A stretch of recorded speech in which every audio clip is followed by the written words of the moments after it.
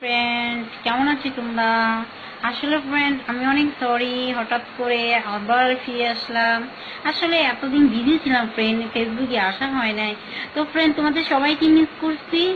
আর একটা শুভ কথা যে আজ আমার বিয়ে হচ্ছে, এ আমার হাজবেন্ড।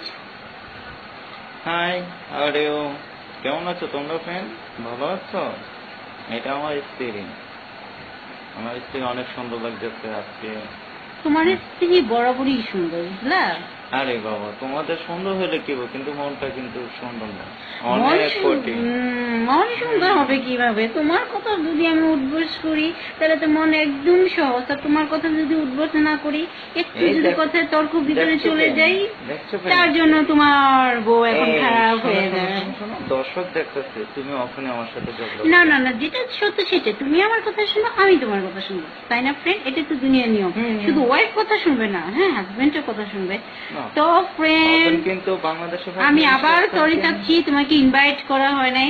তো আমার হাজবেন্ড একটু ডিফিকাল্ট, কারণ ওর কথা শুনলে মন ভালো থাকে, আর কিছুই না। হাই ফ্রেন্ড, তো অ্যাকচুয়ালি আমাদের দুজনের জন্য দোয়া করবে। আমরা যেন সবসময় ভালো থাকি, আর এই নিয়ে যেন আমাদের কোনো সময় ডিসিপ্লিন যেন না হয়। হ্যাঁ ফ্রেন্ড, এইটাই। তো আর আমি চাচ্ছি যে আমার তোমাদের কাছে দোয়া চাচ্ছি, আর তোমরাও ভালো থেকো। আমাদের জন্য শুভকামনা, এবং কি তোমরা আমার জন্য দোয়া করো। আমরা সবসময় শুভেচ্ছা থাকি। হ্যাঁ রাইট। আর ঝগড়াঝাটি আরে সংসার বাবা, জীবনে আবার হয় এই ঝগড়া। না, ঝগড়াঝাটি ফ্রেন্ড এটা সংসার জীবনে হয়।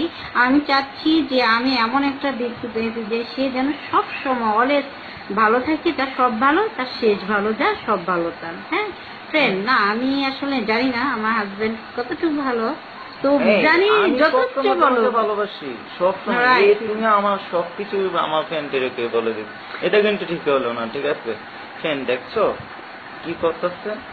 I am really আমি sorry. তোমাকে ভালোবাসি, I love you too. Same to you.